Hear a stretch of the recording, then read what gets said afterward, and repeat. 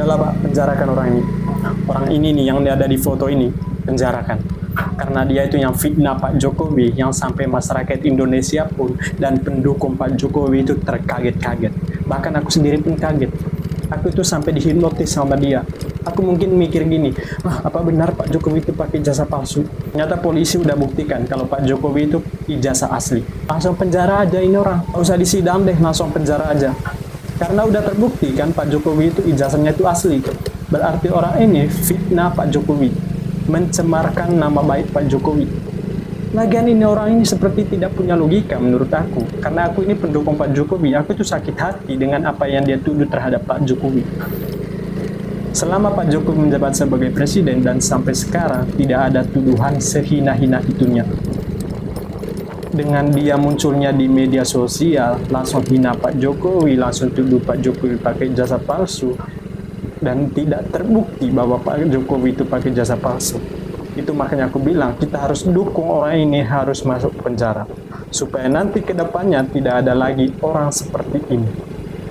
Profesor Dr. Egy Sujana diundang dua kali tidak hadir untuk menjelaskan apa yang didumaskan, sehingga dia memberikan rekomendasi untuk diwakilkan oleh tim yang ditunjuk oleh beliau, di mana dari hasil penyelidikan juga disampaikan oleh Pendumas bahwa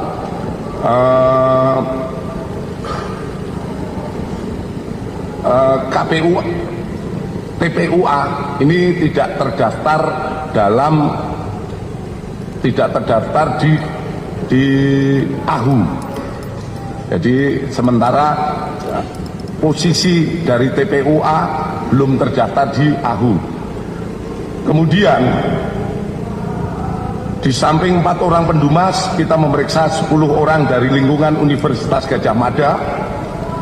Kemudian 8 orang alumni Fakultas Kehutanan UGM periode 1982-1988, 1 orang senior di Fakultas Kehutanan UGM yang saat ini sebagai guru besar di Universitas Diponegoro Semarang, 3 orang lingkungan SMA Negeri 6 Surakarta, 6 orang rekan SMA 6 Surakarta Bapak Insinyur Haji Joko Widodo, 6 orang pihak eksternal, dan 1 orang teradu yaitu Bapak.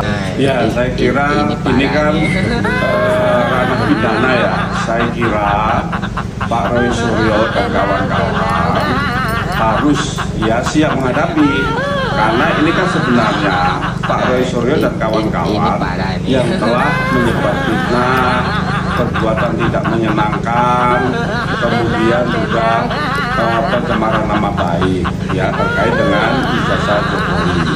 Jadi sebenarnya nggak ada kaitannya dengan Komnas HAM, karena ini bukan kriminalisasi, karena ini adalah memang ranah pidana, di mana orang memfitnah, di mana orang mencemarkan nama baik. Nah kemudian Pak Jokowi telah ini orang yang menjadi sasaran, beliau membawa ke ranah hukum, itu sudah benar. Jadi kalau Pak Roy Suryo dan kawan merasa dia itu terdolimi, kriminalisasi, itu salah. Justru Pak Roy Suryo dan kawan-kawan yang membabi buta ya menuduh ijazah Jokowi. Harusnya kalau menuduh ijazah Jokowi itu punya ijazah aslinya, membandingkan oh ini palsu gitu.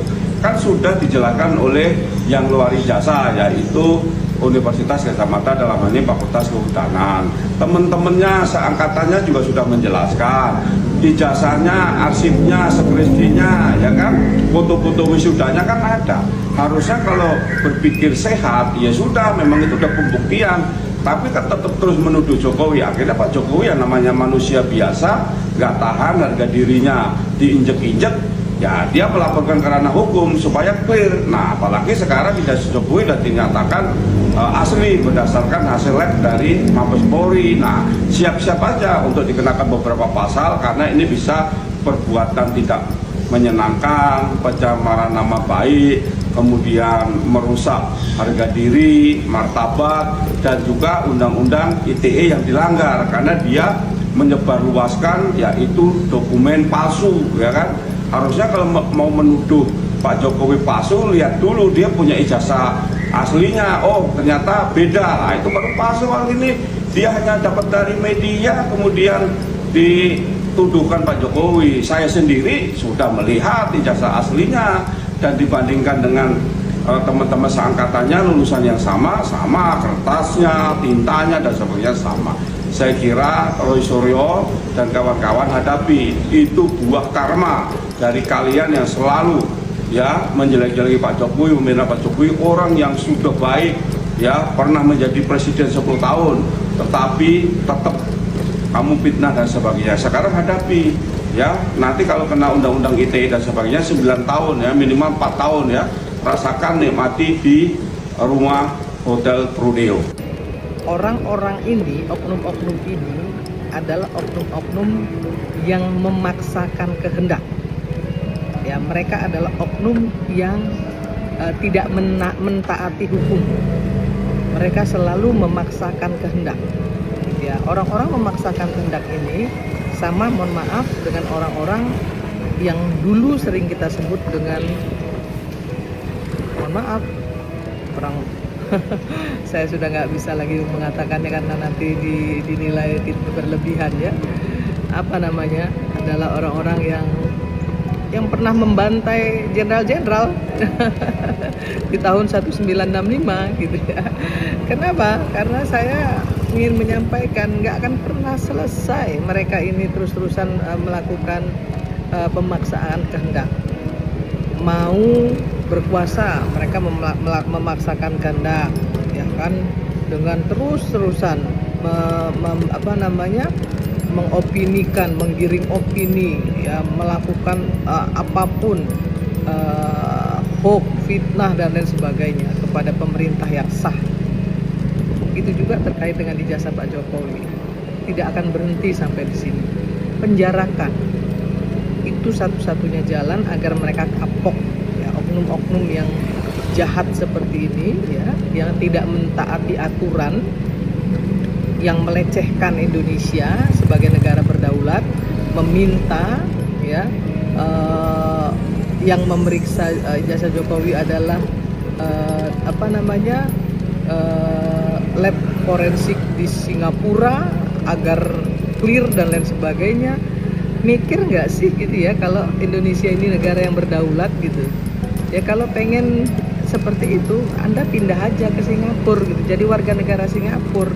Indonesia adalah negara berdaulat, nggak boleh diutak-atik oleh bangsa lain atau negara lain. Mikir pakai otak gitu ya. Saya terus terang aja merasa geli sekaligus jijik dengan orang-orang seperti ini. Mereka seolah-olah merasa paling benar, paling bersih, paling hebat ya. Dan seolah-olah paling Indonesia, paling ingin membersihkan Indonesia, paling ingin